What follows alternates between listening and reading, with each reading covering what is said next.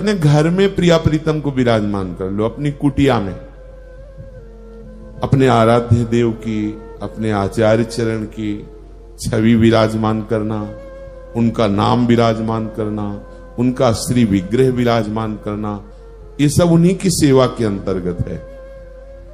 प्रायः सब शरणागतों के पास राधा वल्लभ जी, हरिवंश चंद्र जी और गुरुदेव ये तो विराजमान ही रहते हैं।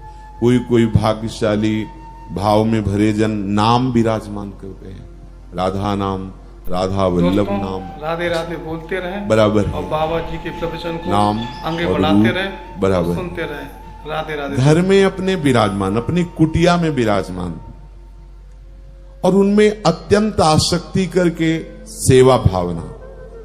जैसे कोई गृहस्थ में है, अन्य सब कार्य करता है, तो प्रातः और सायं 2 बार तो सेवा हो जाएगी। मध्य में जो भी खान पान करे, जहां कहीं भी हो, अपने ही ठाकुर का चिंतन करके उसे अर्पित करे, और जो भी व्यवहार की क्रियाएं हैं वो अपने ही ठाकुर को अर्पित कर दे, वो भी सेवा के अंतर्गत माना जाएगा। पर जिनको ऐसा सौभाग्य मिला है कि प्रपंच के कार्यों से निवृत्त होकर के 8 पहर प्रभु के भजन के लिए उनको नियुक्त कर दिया प्रभु ने, ये बड़ी कृपा हुई। तो अब कैसे करें? बोले अब मंगला से लेकर शयन तक इनकी सेवा में रहो।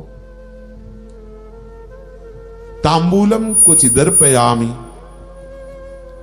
श्री जी को बहुत पसंद है पान का बीड़ा। जैसा आपको भाव लगता है, सुंदर पान ले आइए, और उसमें जो नारियल होता है, इलायची है, और भी पान की सामग्री, सौंफ है, आदि आदि, उससे पान की बीड़ा की रचना कीजिए।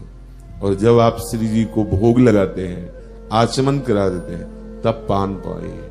आप देखिए कैसे आपके हृदय में प्यारे जू का प्रेम उदय होता है। ये अपने घर की बात है, अपने घर में कोई महंगी चीजें नहीं है कि हम नहीं कर सकते। 2 पान ले आए, थोड़ी थोड़ी सामग्री रख ली, थोड़ी थोड़ी डाल के हम थोड़ा सा बीड़ा तैयार कर लेते हैं। बहुत कृपा का अनुभव होगा, ऐसा करना चाहिए।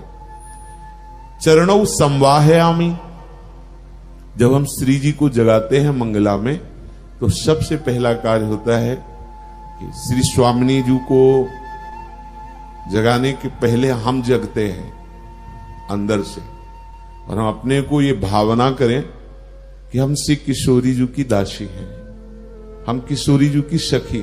ऐसे ही करो, भावना आ जाएगी, उनकी कृपा से आ जाएगी। और तिलक रचना करके रज से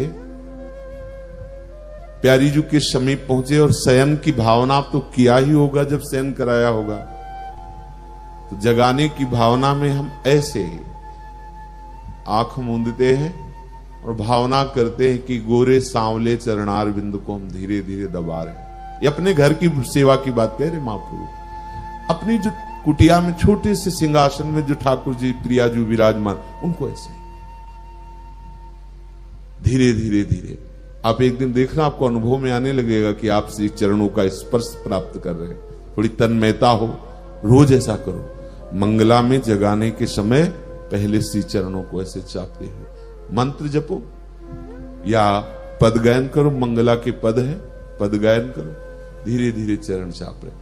और शयन के समय, मध्याह्न में जब शयन कराए या रात्रि में जब शयन कराए, तब पद है चापत चरण मोहन लाल कुंवरी राधे पलंग पौड़ी सुंदरी नौबाल। ना पद आता हो तो शरणागत मंत्र, निज मंत्र, नाम, इनके द्वारा भी किया जा सकता है। धीरे धीरे आप चरण चापने की भावना कुछ क्षण करें। संवाहयामी, धीरे धीरे बड़ा सुख मिलेगा। देखना, कभी 4 गुलाब की पंखुड़ियां निकाल करके सैया बनाइए, सुंदर सुगंधित पुष्पों की सैया, या वृंदावन के नवीन कोमल कोमल पत्ते लाके 4 पत्ते ऐसे, और भावना करो सुंदर तकिया है, कितनी कोमल सैया है। हमारे प्रिया प्रीतम भोग आरोग के पान का बीड़ा पा करके देखो, ही सजनी जो कर कमल पकड़ के ला रही और सैया में विराजमान करे, मुस्कुराते हुए युगल सरकार अगर आपका हृदय कांप न पड़े तो कहना परमानंद में, प्रेमानंद में कंपायमान हो जाएगा जिस दिन कृपा करके जरा सा अनुभव हुआ कि सैया पर प्रिया प्रीतम विराजमान। धीरे धीरे चरण चाप रहे, प्यारे जो शयन कर रहे, उनके आंखों में नींद आ रही। धीरे से हाथ उठाए, साष्टांग प्रणाम किया, पर्दा कर दिया। प्यारे जो शयन कर रहे, बिल्कुल अपनी भावना में रहिए। चरणों संवाहयामि क्वचित मालाद्य परिमंडे।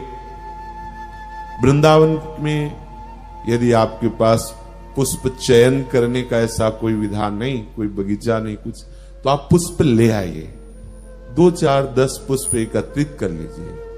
प्रियाजू भावना से रिश्ते, धीरे धीरे उन पुष्पों को माला रूप में गूंथिए।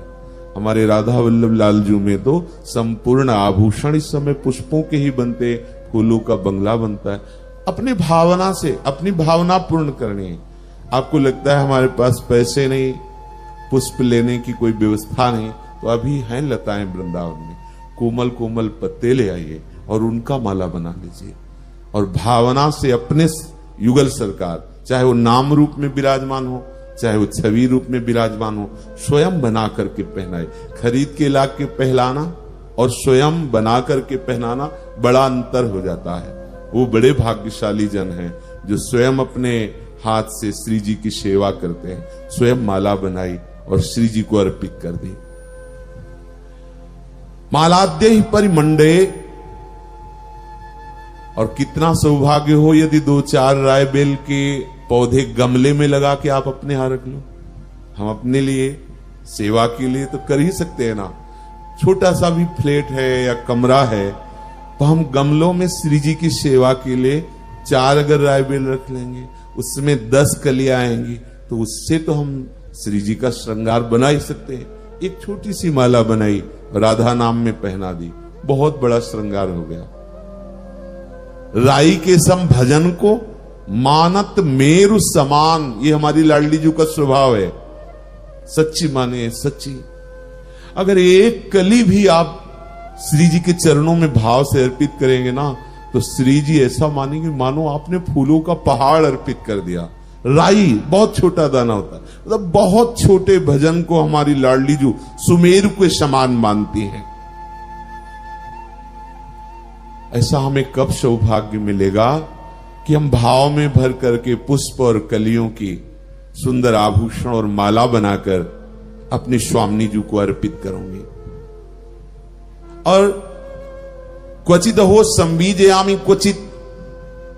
श्री जी विराजमान है, पंखा लिया हाथ में और मंत्र जपते हुए या पद गुनगुनाते हुए हवा कर रहे हैं। बहुत बड़ा ये भाव प्राप्त करने का उपाय है।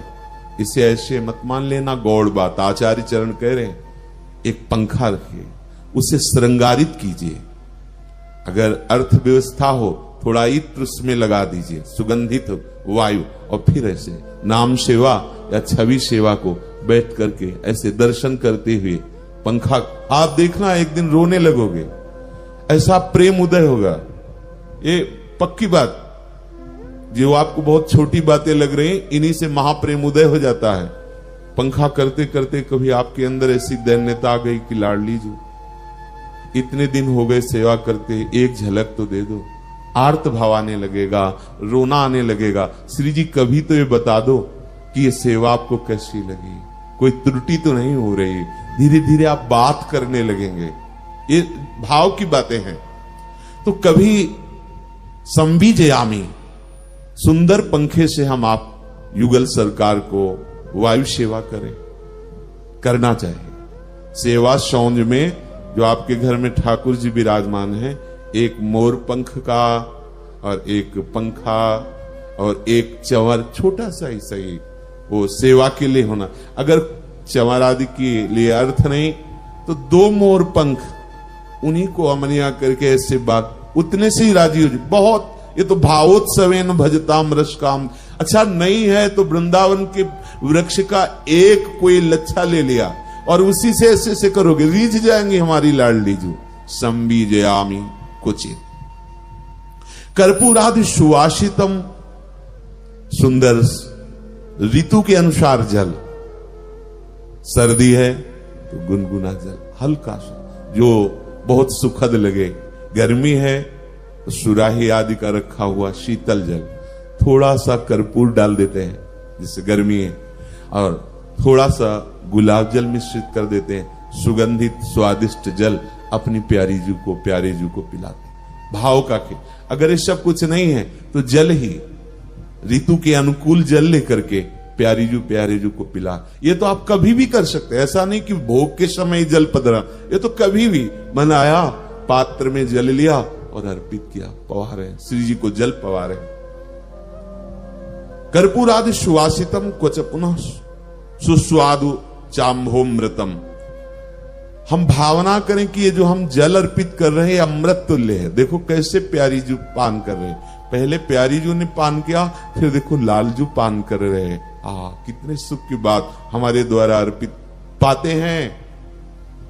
यहां जो भी सेवा होती सीधे निकुंज में हो रही है, ऐसा ना समझो कि छवि की सेवा हो रही है। एक तो महल है उनका, और दूसरी बात हम उनके हैं, तो सीधे हमारी सेवा वो यहां है, हमारे बीच में है। जो हम सेवा विराजमान की उसमें साक्षात विराजमान है। ये भावना नहीं करनी कि इस सेवा का फल होगा कि हम प्रगट सेवा पाएंगे। हम प्रगट सेवा करें वो अभी विराजमान है, धीरे धीरे हमारे नेत्र निर्मल होंगे, ये हम देख पाएंगे। वीडियो को लाइक करें और चैनल को सब्सक्राइब करें और राधे राधे कमेंट में जरूर लिख दिया करें।